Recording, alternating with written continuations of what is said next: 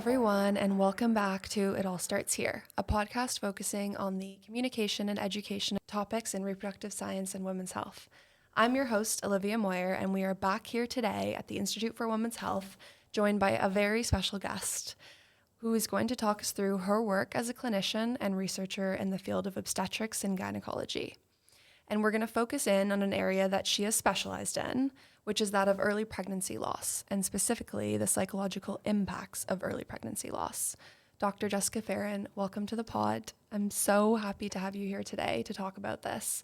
With your wealth of experience and background in this field, I mean, you've done so much research on the psychological impacts of early pregnancy loss, which, I mean, as I've come to know in our previous discussions, is such an in-depth area. It's not one diagnosis or one experience. There are so many factors and ranges of emotions involved in this experience, and I'm really looking forward to shedding some light on that today with you. So, without further ado, why don't you tell us a little bit about where it all started for you?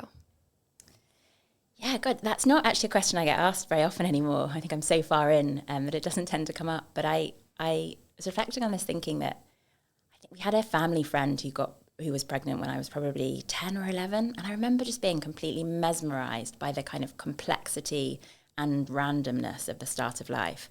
I was watching Matilda the musical with my family a couple of weeks ago, and there's a song in it called Miracle, I think it is. And they talk about the fact that every life is unbelievably unlikely, they say, and the chances of life almost infinitely small. And I think that actually kind of perfectly encapsulates kind of how random that junction is when you're thinking about starting a family, and how your life sort of hinges essentially at this crossroads on a moment, and the two completely conflicting directions your life can go in at that stage. I did some embryology at university, and that was absolutely fascinating. The sort of rate of change in early pregnancy is really something to behold. Like, it's just amazing that we've evolved to have those processes happen. And then I suppose I finished medical school and actually thought I might want to be a surgeon rather than in obs and gynae. I eventually realised I much preferred female patients. And there's something about early pregnancy, which I think just the pace of it and the need for kind of compassion and empathy, and it's always just felt like a massive privilege treating people at that junction, at the highs and the lows, and I've really sort of just felt it's a massive privilege from day one. So well said, and so good to learn that as well about your background. To get into this topic, I think a good starting point on this might just be really defining what we mean when we say early pregnancy loss. As I said, there just seems to be a whole range of forms that this sort of umbrella term can take. Would just love to hear your definition. Yeah, so the two main forms of early pregnancy loss are miscarriage and ectopic pregnancy. Miscarriage is much more common than ectopic pregnancy and affects up to 1 in 4 pregnancies. Overall, about one out of every 2 women will go through a miscarriage in their life. And it's defined as a loss before 24 weeks of pregnancy, so before the stage where we currently believe that pregnancies are capable of surviving by themselves. There are some examples of pregnancy surviving a bit before that, but we still keep the definition at 24 weeks. That said, the vast majority are in the very early stages, the first few weeks of pregnancy. And the majority of miscarriages are caused by sort of random genetic abnormalities in the pregnancy. So it's the body's way of recognising that it's a pregnancy that can't form a healthy baby. Mm-hmm. It often presents with bleeding and pain. They're the common things that people associate with symptoms of miscarriage, but occasionally people get all the way to their first scan, which in the UK is between 11 and 14 weeks without any symptoms. And it's at that point that they discover that the pregnancy hasn't developed normally. There'll be a group of people as well who sadly have to go through the heartbreak of having to make an active choice to terminate a pregnancy from fetal abnormalities, and other people who need to make a difficult choice because of other reasons, even in a healthy pregnancy. And then ectopic pregnancy, which, as I said, is less common than miscarriage, but still affects 1 in 100 pregnancies. And an ectopic pregnancy is where the pregnancy, rather than developing in the right place in the lining of the womb, develops outside the womb or outside the normal place in the womb. So the most common type is a tubal ectopic pregnancy, where it's developing in the fallopian tube, which is the part of the womb that the egg is transported down and where it's fertilized by the sperm. And if it gets stuck there, then there's no space for it to grow. And if it does grow, then it can cause internal bleeding and people can get quite unwell. That said, a large proportion, sort of over a third of ectopic pregnancies just resolve of their own accord. They recognise that they're not in a place that is welcoming and has space for them, and so they just sort themselves out. But a proportion of people end up needing to have surgery, and that surgery often involves removal of that fallopian tube. I mean, you're so knowledgeable. It's insane how you just have that stored and ready to go. Every day. But it's, I think, just something that you said as well, just at the beginning, is really just for me, and I think so many people, just really recognizing how common this is. And I mean, as we'll talk about today, just the concept of how it's like not talked about, or how it's not educated on in school systems, even just from a young age. I think it can make such a difference to just know, like, with that phrase of it's just a normal part of the woman's life course, like these things are that common. And not to dismiss it, not to make it sound like, you know, just because it happens commonly to people doesn't mean it's not a horrible, just bereavements happen. You know, everyone has to lose their parents, or, you know, horrible things happen, but it is, but I think the most important message from that is that women need not to blame themselves when it does happen. But yeah, I mean, 250,000 miscarriages a year in the UK, so it's a mammoth. When you start looking at how, even if it's just a small proportion of people who might be affected in a certain way, it actually becomes a massive public health issue, and those are people who are at the prime of their lives, right? They're all working or have family, or, you know, they're really needed in society, and when these things throw them off balance, it's a big deal. Yeah, definitely. That's really helpful. Thank you. So I guess just part and parcel with that is the fact that, as well as all of these different ranges of what early pregnancy loss can look like, there's also, as you alluded to, just a range of psychological impacts that can come with it. So would just love to hear more on that from you. Yeah, so this was actually the subject of my PhD, so a few years ago now, but I embarked on a project to look at the emotional impact of pregnancy loss. And I'll talk a little bit about some data, but I think broadly there's some sort of, I divide the pregnancy loss experience into some sort of, I'd say, subtitles that describe how a lot of people feel it. And I think one of the most important emotions, which hasn't really been recognised until recent years, but is that of grief. And so experiencing it as a bereavement as you would at any other time of life. You know, you make that connection with an early pregnancy and you start imagining what your life's going to look like with that person, and then that's snatched away from you.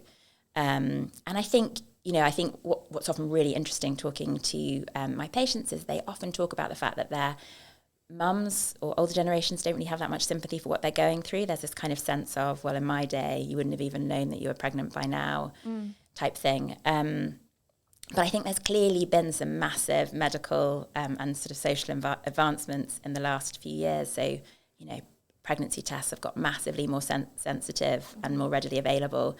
Early pregnancy units where you scanned the early pregnancy using transvaginal scans only arose in the mid-1990s. And obviously seeing that embryo on the screen with a heartbeat has a massively kind of humanising bonding effect when you're watching it.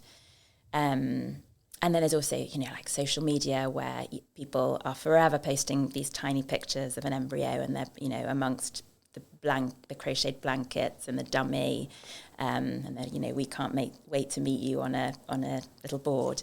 I think all of it has a massively humanising effect.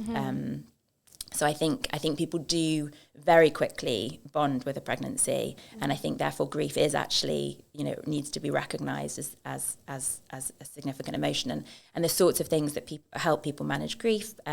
So I have a friend, Zoe Clark Coates, who runs Saying Goodbye, and they do these amazing things where there are services around the world where people get to go and recognise their loss, because one of the issues with early pregnancy loss is people refer to it as a sort of disenfranchised grief, where there aren't kind of standard rituals for people to go through to help them sort of process. And there's not kind of standard thing. There's not cards that you send people. You don't know whether to send flowers or whether not to talk about it. So, the grief it's definitely grief, but it's a slightly more complicated grief that society doesn't really know how to handle. And then there's the trauma. And that's the one thing that my research was really, one of the really interesting findings of my research, because the physical experience of loss can be really intense.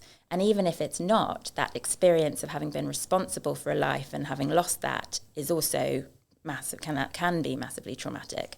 But, for a lot of women, it's the first time they've ever had to go to hospital, the first time they've ever had to have IV access. Some of them end up having a blood transfusion. Some of them end up being put to sleep under general anaesthetic in an emergency.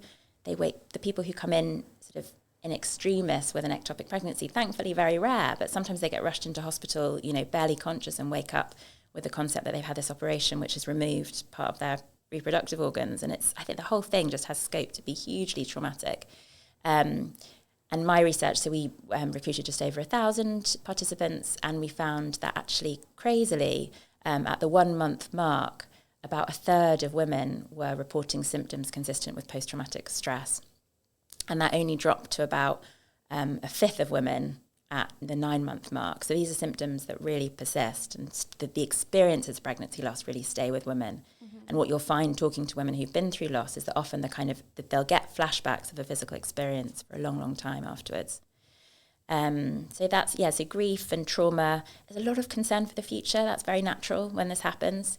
And we looked at anxiety as quite a prevalent response, again, up to about a fifth of women experiencing quite severe anxiety, because people often go through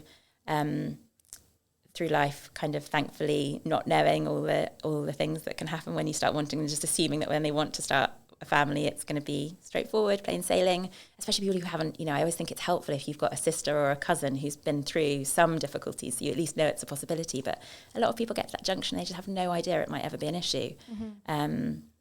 And then as soon as it is, they suddenly completely panic that actually the idea of having a family is just not, is not a given. Mm-hmm. And that's really, really hard. And then, of course, a number of the women I meet who have finally got pregnant after many years of subfertility or IVF, and then they have a miscarriage. I mean, that's a whole nother experience, which is just impossible to get through.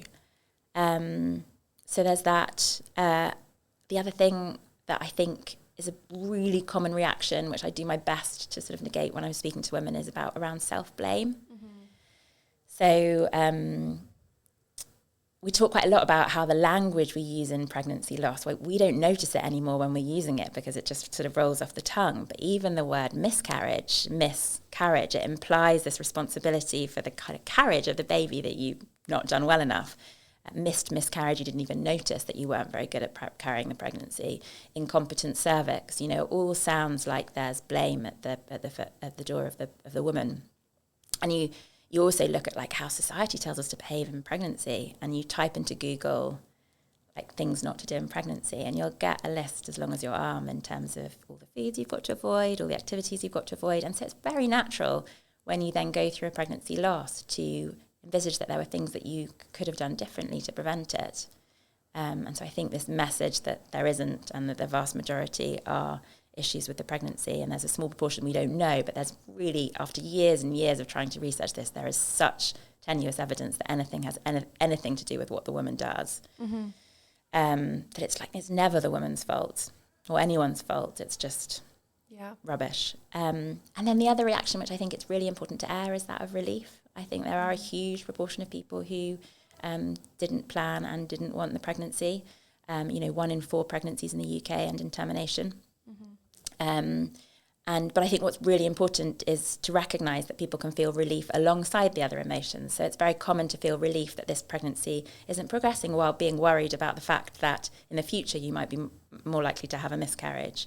And I think it's actually really problematic when people assume that just because the pregnancy wasn't wanted that you aren't allowed to feel the rest of the emotions, because you might also feel grief and sadness and concern for the future. So I think everyone has a right to feel all the emotions. Mm-hmm. I think everyone feels all of the emotions to sort of different degrees, and it depends what the background is and how they've got to that place as to which are and what their sort of physical experience was as to what the predominant experience was. Definitely. Yeah, I mean, you said it so well. That was sort of where I was going with it too, is just like, I mean, the feelings that people have can be such a range, on top of all the different psychological impacts. And I mean, something really powerful that you said to me before this is just this concept that people can feel, it's not mutually exclusive. You can feel one way, you can feel another way, you can feel, as you said, relief, or you can feel extreme sadness. It's okay to feel however you are. And then I think as well, something that I've been exploring in my personal life is just this sort of like concept of your feelings about your feelings. So your perceptions of the feelings that you're having and the impact that that can have on you as well on top of it. So just sort of like getting your perspective on, you know, how we can do better in general, I think, to communicate when someone is going through this experience. Yeah, I think this is the really tough ask, because I think what's been really interesting in recent years is that, I mean, I hope my research has played a small part in this, but there's been increasing narrative on the experience of pregnancy loss and how upsetting and traumatic it can be, which I'm obviously massively in favour of, and I think it's a wonderful move. But it has really been on my mind lately that there is a risk that the pendulum has swung too far, and that actually there are a group of women for whom the experience wasn't of the loss of a baby. It was of something, you know, a lot of women go through early miscarriages where the physical experience is not intense. What they've seen on the screen, if they've even had an ultrasound scan, is an empty gestation sac without any recognisable baby, and they'll have a miscarriage at home. Natural thing to do is just to flush the loo, and it, you know, and actually, I sometimes reflect and worry that with so much emphasis on a certain way of feeling after pregnancy loss, and how the expectation is that you might feel grief, that then you're making a group of women who don't feel that grief, even when it was a desperately wanted pregnancy, who process it in a different way, who deal with it as a kind of medical event.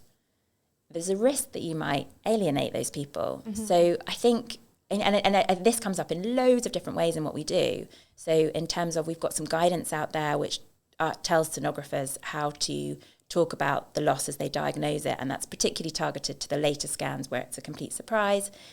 But there is guidance there that tells us that we have to refer to it as a baby. And of course, in my experience in early pregnancy, that often really feels like the wrong thing to do. It feels really jarring for a group of women who were just dealing with it in a different way, not a wrong way, not a heartless way, just in a different way.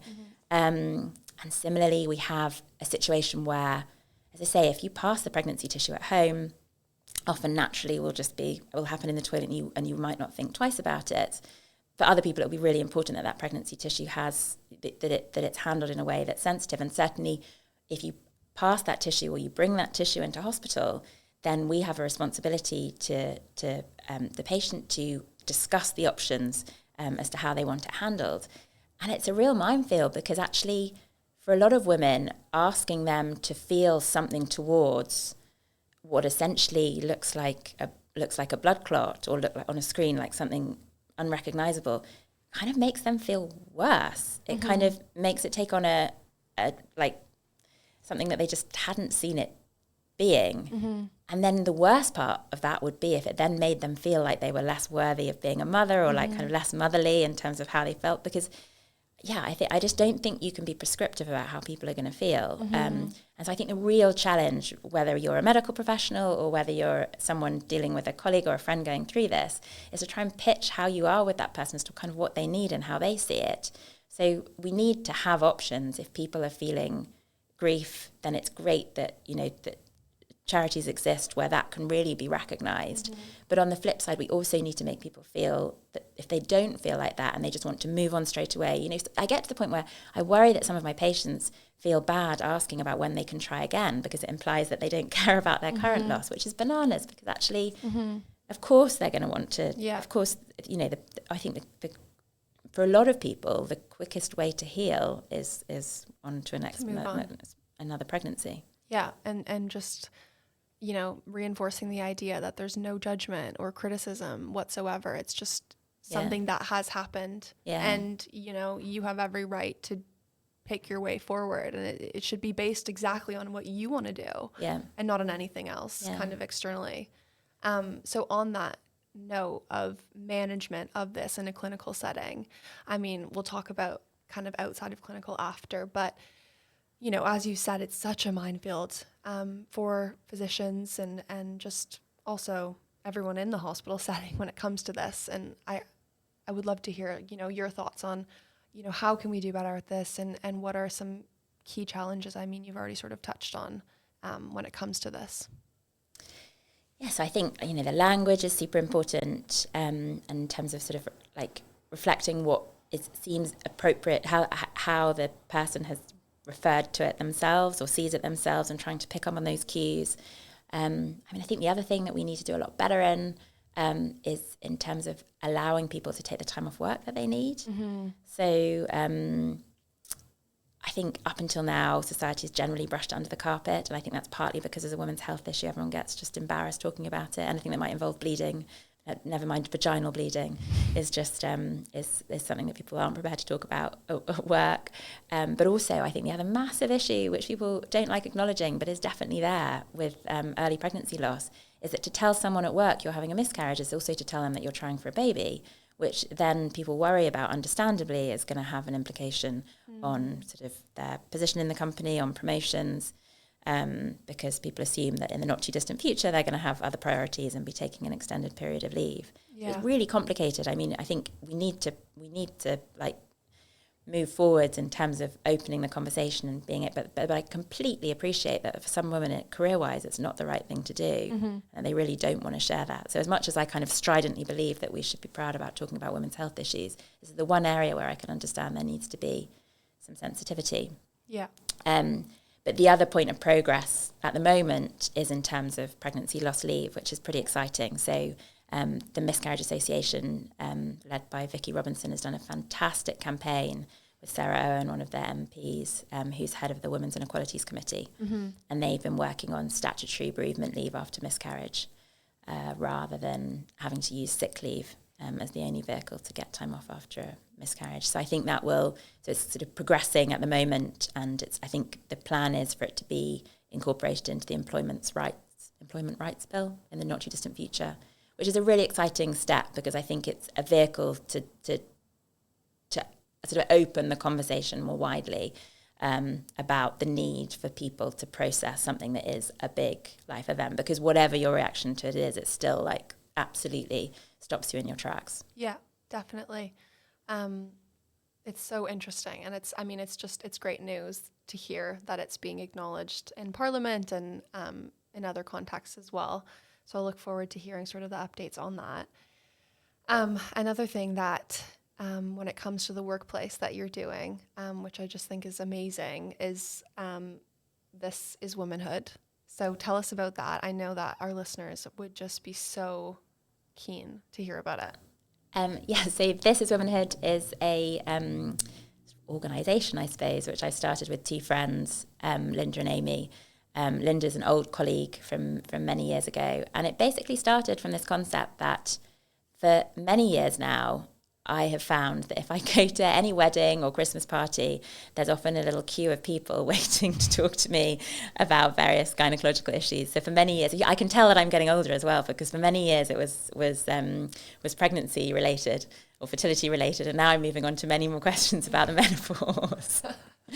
But I think what has occurred to me over the years is how much I have appreciated coming at my own pregnancy and pregnancy loss journey with this sort of specialist insider knowledge and a host of people to call for advice along the way, and how much I have been needed by sort of close family and friends who felt that they could call me, sort of even like calling me in the middle of the night going through these things. But this sense that there's a real gap there with people, with schools not providing adequate information and education about women's health issues, and people, often like really motivated, highly educated, well-read people, really just not getting the information that they need, because the problem with all social media at the moment is it's very targeted. So if you're interested in one thing, if you're interested in pregnancy loss, you'll probably read a lot about pregnancy loss, but you'll miss out the whole rest of women's reproductive journey. And so we felt there was a real gap there to providing people with a sort of whole life stage approach to all the gynecological issues that you might come across, so that they would have the information to recognize where there were problems and know where to go for help. So you can't go into stuff in masses of detail, but just an acknowledgement of all the different things that life throws at women. And so we've done this lecture, we titled it 10 Things You'd Know If Your Best Friend Was a Gynecologist.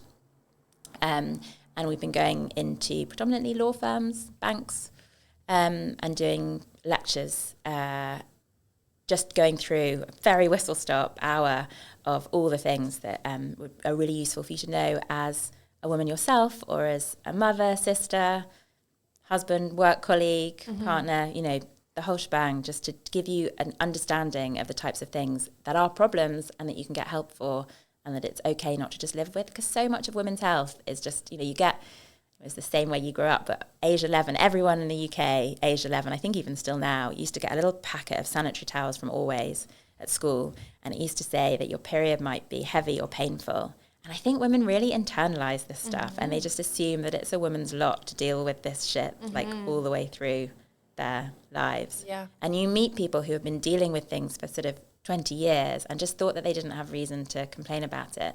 And I think, you know, it definitely comes out with miscarriage as well, where people just, you know, it's a women's business, and the cost of it has been that it's not been a priority for research for all these years. And actually that's one of the really exciting things about This Is Womanhood, which we need to do much more of. But the people who we've given lectures to, in lieu of any payment for the lecture, we actually get donations into the UCLH charity, which we've been able to use already to do some research. So we've been doing a research project looking at the psychological impact of cesarean section scar ectopic pregnancies, which is a kind of a less common form of ectopic pregnancies. But it's really exciting to see it kind of to then promote future women's health research as well. It's amazing. I mean, honestly, it's so fantastic. And I just like, if I could have a megaphone to the rest of the world to say that this is happening, I would. I mean, I just know that there are so many people backing this whole concept of, especially coming into these sort of, you know, workplaces where you wouldn't necessarily expect to have these. I mean, I don't think anyone expects those conversations in a workplace, but particularly a law firm or a bank, I think it's just sort of breaking it up. And it's like, we're all humans and we're all, you know, attached to this in some way. So. And you sit there for an hour and you have to listen to a bit about incontinence. You have to listen to the bit about, you know, the few men at the back squirming, but like it has to, you know, you have to, it's not just the bits that you choose to read about, it's the whole shebang. No, it's so fantastic. I'm so happy that it exists and I can't wait to see all that you do. So I think in terms of wrapping this up, something that came to mind to me while we were recording this is just, it would be good if we could have your thoughts or just a couple of practical tips, you know, as just people listening to this episode, you know, if you know someone or you are someone that has gone through early pregnancy loss, or, you know, you will inevitably have that experience perhaps of having a friend, a family member, yourself, you know, what are some tips that you can give to people, you know, of sort of helping these people or yourself when you're going through this kind of experience? Yeah, I mean, I think, again, it really depends on the person and what their experience of it is like. But I think just being sort of open and being like comfortable talking about it. Yeah. Because I think, like, I remember sort of with my own miscarriages, there's a sense of sort of slight embarrassment about the fact that your body's let you down, and it's not something. I mean, you suddenly, I kind of really wanted to be open about it, but there was a part of me that kind of, like, was worried that it kind of ridiculously, but like reflected badly on me, which is an absurd thing for me to say after everything I've said. But I think just breaking that stigma, I think, you know, for the most part, giving people a hug, giving them space to be pissed off, angry, sad, whatever they want to be, you know, chocolate, flowers, any of this stuff, just acknowledging that it's just a really, really rubbish thing for people to go through. Yeah. And recognizing that it's going to come with a whole heap of anxiety about the future, and sort of supporting them through that. I think just being comfortable with the fact that it's a horrible thing to go through. I mean, but also being kind to yourself as in regards to, like, every time I have to write a card or with sympathy card, it's actually really hard to find the words. Like, it is tricky to know what to say, and that's okay too. So be gentle with yourself as someone supporting someone going through it, because it's hard to know what the right thing to do is. But just like so much of it is just being there, seeing it out and showing up, and, you know, showing up a couple of months later and checking in and still being okay about talking about it, and just being there. No, it's so helpful to know. Thank you so much. I think as well, just to finally close it off, I always like to hear a little bit about, you know, what you see for the field going forwards. I mean, I think I have some thoughts as to what you're hoping for, but would love to just see what you are hoping for and what you see for, you know, the field of early pregnancy loss in the future. Yeah, I mean, firstly, I'd love to prevent pregnancy loss. That seems like quite a big ask. Yeah. But hopefully there'll be more understanding about the sort of pathogenesis. As I say, the big issue with miscarriage is that so much of it is genetic that it seems like that process is inevitably, that it seems very unlikely in my lifetime that we're going to be able to interrupt the process where things go wrong in those early stages. But yes, to find out, but especially poor people who experience recurrent miscarriage without genetic abnormalities, there's clearly something about miscarriage that we don't understand. And anything to sort of further that field of research is right up my street. And then I guess the other part in line with my research is just to have a better understanding as to how to formally support people after pregnancy loss. So there are amazing organisations, the Miscarriage Association, Ectopic Pregnancy Trust, and Saying Goodbye, all of whom work with women in the aftermath of pregnancy loss and provide an incredibly important service. But is there for a group of people who need it, is there a better way of supporting them down the line? And what difference would that make? Mm-hmm. Definitely. I mean, this has just been so helpful. And I've learned so much from you. So thank you so much for coming on. It's been an amazing conversation. Thank you so much for having me.